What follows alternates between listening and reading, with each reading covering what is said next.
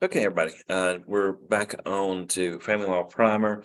This is actually part three of our Family Law Primer, and we're going to be talking about number 3 through number 7. So that's pages 7 through 10 in your manual as it is this time. I mean, these things modify and change over time.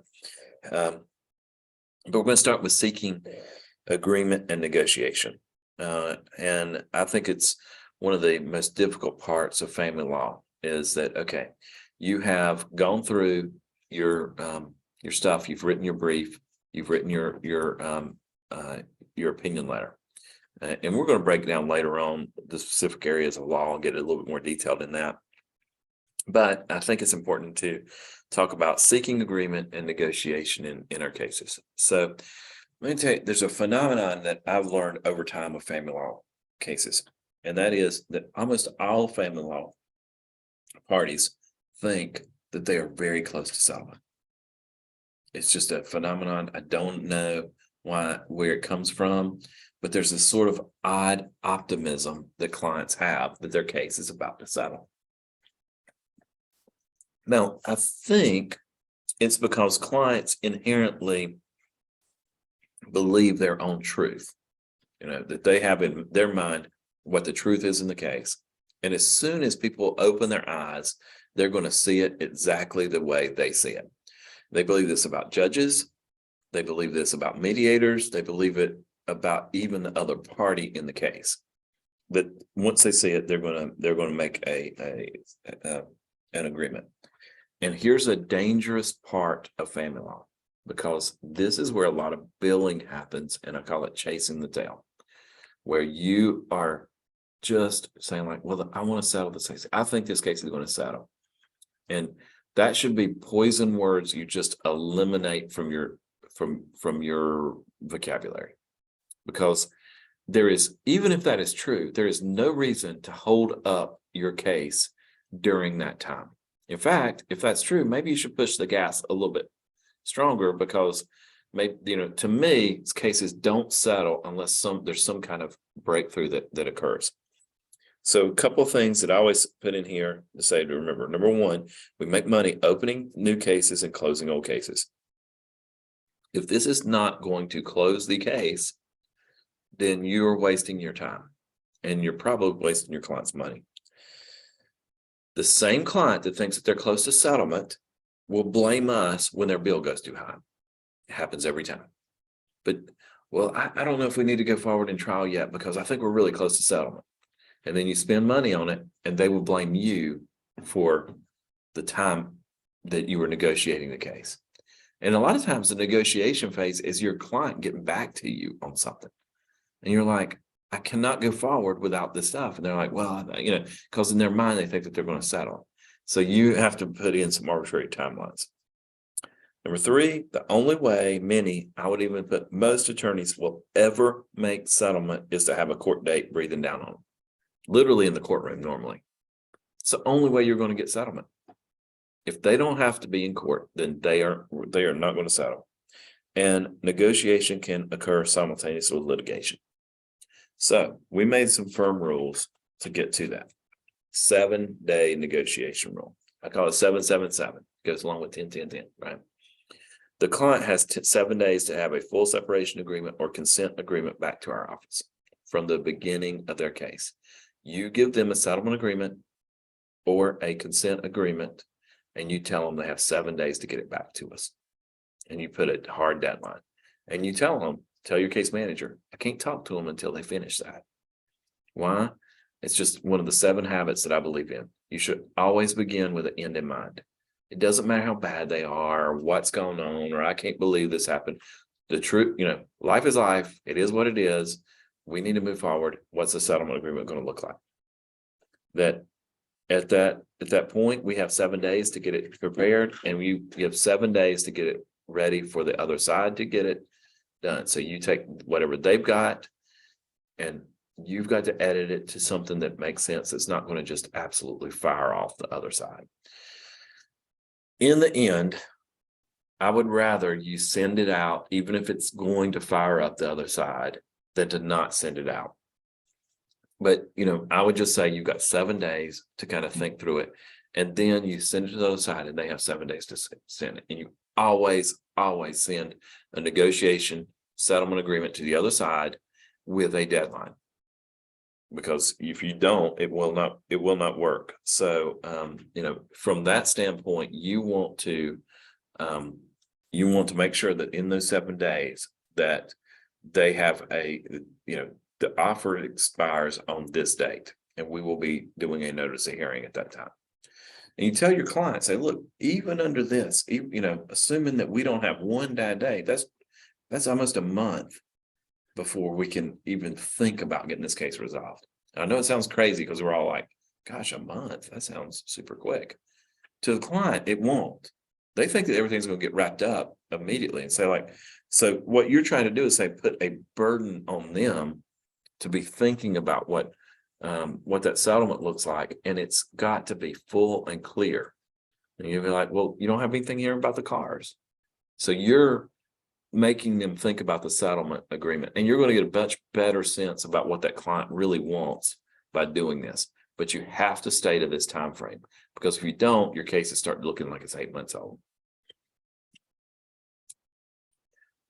Okay, next point is this took me a while to kind of come up with, but over time I've learned there's 3 different kinds of settlements in family law. I think in any one of our cases, and I think it's important to understand that and tell the clients that there's different ways of settlement in family law. The first one is the law school settlement. This doesn't happen a lot, but this is truly like your law school. This is the way your law school professor said settlements are going to work. You go back and forth, and you send it back and forth until it settles.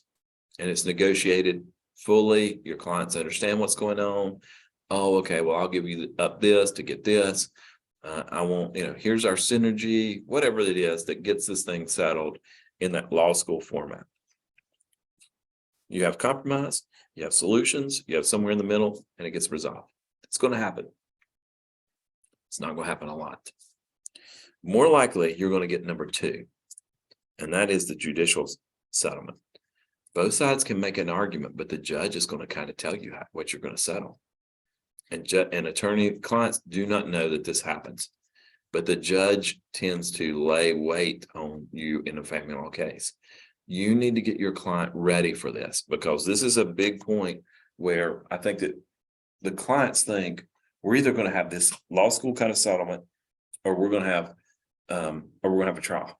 And so, no, most judges will not give you a trial in family law.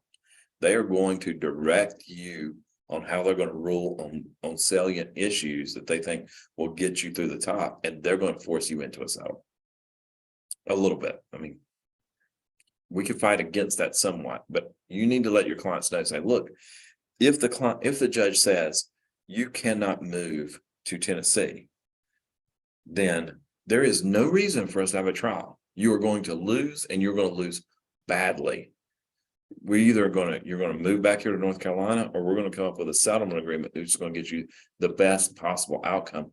But the judge is going to tell us that in the very first 15 minutes of our meeting. And that's going to change the way you go through it. I want you to be emotionally prepared for the judge to say that in the back. And if you would say, well, if the judge only hears Bob, that's not going to change the judge's mind. They don't care a lot. But my new boyfriend in Tennessee is fantastic. If they only knew what a great guy he is, they don't care. The judge will tell us. I will tell the judge what a great guy it is and what a good situation is. And here's a picture of this beautiful house that you're going to have in Tennessee.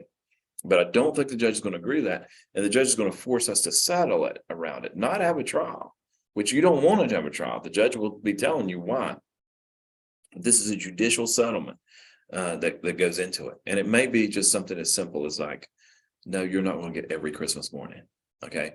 Well, I'll explain to the judge why that might make sense. We'll go and do that. And then but probably that's not going to work.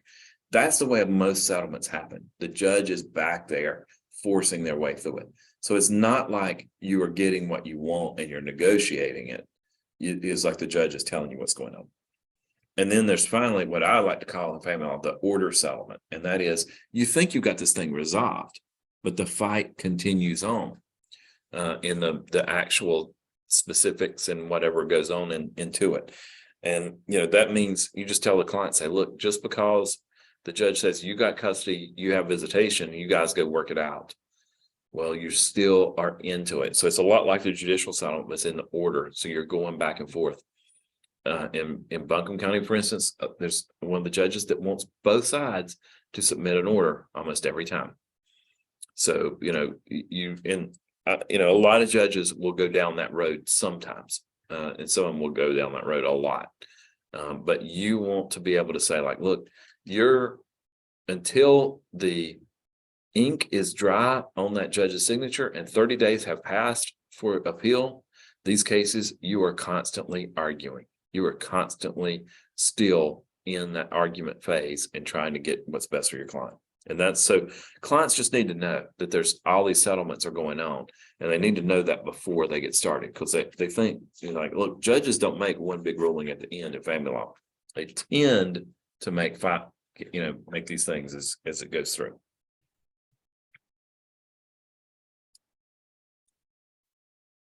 Okay, so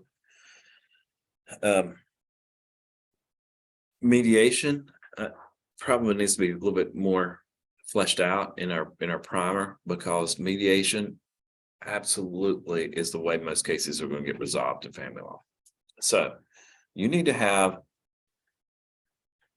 a few go-to mediators.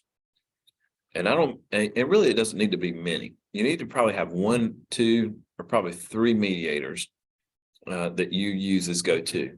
And that's going to be up to you. I don't think King Law is going to ever say these are the mediators you have to use. I think that as our practice area groups get stronger and stronger, we will have like our go-to mediators as a group. But it's always going to be a little bit of geography based and some things like that. Things I would say that you need to have different mediators for. One, you need to have a cheap mediator, because some cases just aren't worth the $400 an hour kind of mediators that we sometimes see. So you need to have a mediator that would probably do the work for $100 an hour or something like that, some kind of reduced rate mediator, because any mediation is better than none. So, you want to have somebody who can be like, okay, who would be somebody who's a little bit less expensive? It'll probably be just a peer that that would be like, look, trying to build up their mediation. We have several mediators that are just now certified.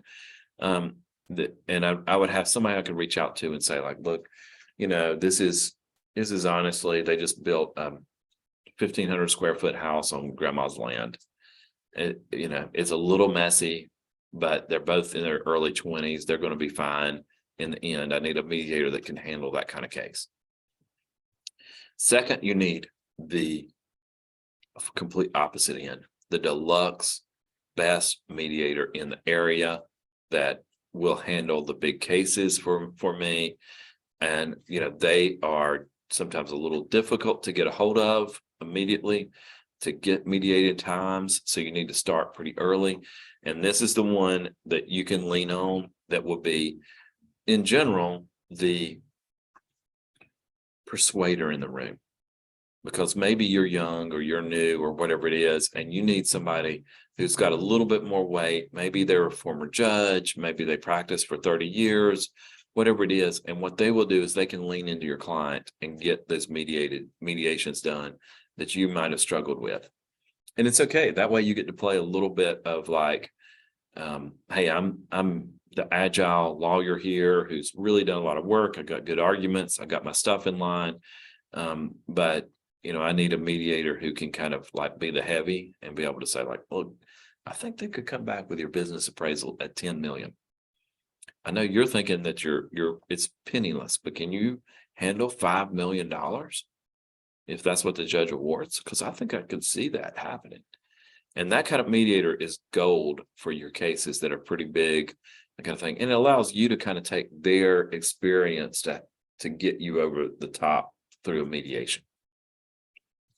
And then, I also think that you need to have like the custody type mediator too, the one that is like a counselor first and deals with some of your emotional kind of clients that you're like, oh my gosh, honestly, I just can't put up with my client's emotional weight in this case. And I need a mediator that can be like, that is not going to be frazzled with my client kind of being a little whiny, kind of being a little bit of a brat or whatever kind of stuff that your clients might pull out in terms of different steps. So I personally believe that is a big part of what we're doing in terms of our mediations is picking and selecting mediator. Next thing is you need to have mediation notebooks. Later on, we'll talk about what a trial notebook is. You need to walk in there with a mediation notebook. And we'll be talking a little bit more about this, but we're going to be using divorce 1, 2, 3. It's going to allow you to have on equal distributions and financial matters like alimony, scenario 1, 2, 3, 4, 5. And you need to have those in your notebook ready to go into a mediation where you can say like, look, here's what I believe the numbers are. And I think that this is what the solution is. Start with the end in mind. You need to have in your mind with the client what a settlement is going to look like, because I promise you it's going to look worse than whatever you think going into a mediation your worst case scenario is. It just happens to be that way. If you think that your client's going to pay $100,000 at the worst, you may walk out of mediation at $200,000 because it just is the nature of it. You start hearing the other side, and then suddenly the mediator's pointing out things that you do not know. That's gold in a mediation, but you also need to have it where it's there. And then, of course, you want a good, solid mediation agreement that you can sign at the end.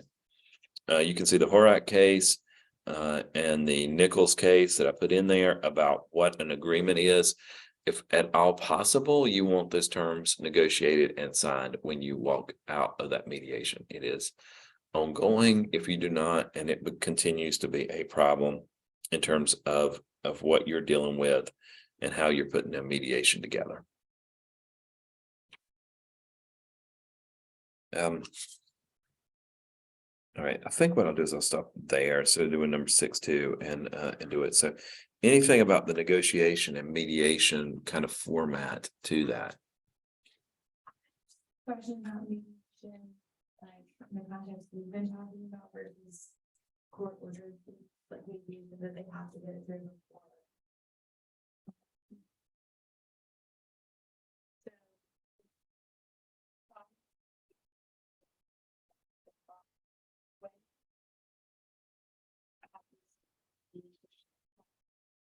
Yeah. Okay. And I don't know how much it's picking up, but the question is in North Carolina, you have court ordered mediation, and it's a weird thing as far as custody goes, and attorneys across the country would be shocked if they kind of heard what we do. In North Carolina, if you have a custody case, if either side files a custody case, they're assigned to a mediator, and attorneys are not allowed to go. So they go into a room with that mediator to settle only the custody, not any financials. And after that, they have 10 days to take it to their client, to their attorneys to make any revisions or anything else. So we're kind of on the back end of that. That happens all the time. And honestly, I don't put much faith into it. I mean, I don't see that necessarily working out a ton of cases. If it does, great. I don't have a really problem with it. And I encourage my clients to sign it. A lot of attorneys will get like, well, you shouldn't sign this, or here it is. I personally think, look, if you can get rid of custody, get rid of custody and resolve it. Personally, I almost ignore that in terms of my cases. I just am like, okay, when are we going to schedule our mediation where I'm going to be there and I'll be on the other side? The only time I would rely on it would be when there's a financial issue that the client's just like, or maybe it's a real simple one that the mediation would be in. Either way, I want to arm my client and give them a custody order or parenting agreement is what comes out of that. I want them to have a parenting agreement in their hands. If I feel like my clients, there's imbalance of power, and I would say over my practice, I tended to represent young females who are going to get custody. And I feel like that there's almost always an imbalance against them in those cases because they're so oriented to getting custody that they would give up almost everything, child support, everything else, if they just had their children. Like, I can figure it out. I don't need him anyway. Fine. I don't mean to discourage that. I personally kind of agree. that a lot of guys you just don't need. But the point being is they're not going to be in a balanced situation, especially if there's also domestic violence or something like that going in. So I'm probably pretty quick to waive that kind of mediation. And usually what I'll say is like, I will do a private mediation instead of that if I feel, because I just feel better about being there and having one of my mediators to be able to do it. Honestly, I don't think that my fee is much less when they go to a mediation, and then I have to go through that whole document and detail it anyway. If I want to have an hour of my time either way, I'd rather have it an hour where I'm in there and actively working on it. But like I said, that makes me sound like I'm against I think the program is great. I think it settled a lot of cases that needed to be settled, and gotten rid of them. It's just, they don't tend to be the cases that retain us. If you're going to retain us, chances are there's probably some reason in there that we need to really be stepping up or being a bigger part of it. So all of what I was talking about was about private mediations, and I would almost always encourage them. Now, in fairness, for the last 10 years, the cases that came to me were big cases. Okay, so I know it's possible that you may be still dealing with some cases where you're like, it's not that big of a case. I think that the parties are pretty close. I think that they'll sign on to it. And this is, so I trust your strategy on it. I just would encourage you to be thinking about like, well, I like my mediators. I like my control. I like knowing what the end result's going to be. So let's just do it this way. And encourage you to do that. In my opinion, be like, well, that's a case it might settle. But you think, I think it might settle at that custody mediation. Maybe you'd be thinking about that third level mediator. I was talking about the low, like the lesser costing one, but we can get that done that way. And the reality is, if there's child custody, there's always financial. So why would I want to separate it? I know I see why the state does it, because then they hope that 4D court is going to come in and resolve the child support issues. But gosh, I trust 4D even less than I trust the mediator. Well, I don't trust either very high. And that's as a 4D attorney myself. And because of that, because I don't know what these cases are. I mean, we make decisions in 5 seconds on what amount of child support should be. So, I know it's probably a lot more lengthy answer than what you were asking, but I think that's my feeling. I feel like, look, we're all aiming to be family law specialists here. We want to be the ones that the court, like, we walk into the room and the judges look to us at how we're going to handle our cases. And I think that's what we say. And so, like, Judge, we appreciate the mediation program. We'll support it.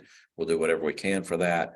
But our clients tend to retain us for us to be able to, because it is the details.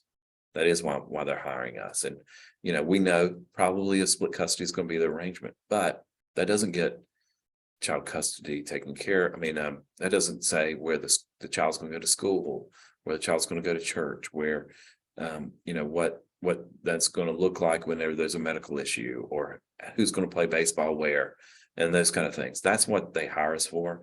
And, we feel like we're well suited to be able to do that. So that's why I'm asking for it to be waived to private mediation. In this case, it's not anything against the system. The judge may say, I think it should go to that mediation anyway. Fine, that's no problem. We'll just let that go, and then we'll probably follow it up with our own mediation. We don't want the clients or the parties to think that didn't work, we can't settle this case. We'll still do our part. It's not going to change.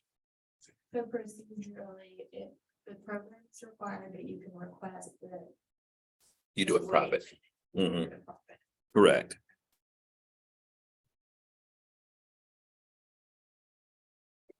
All right. Anything else? Okay. All right.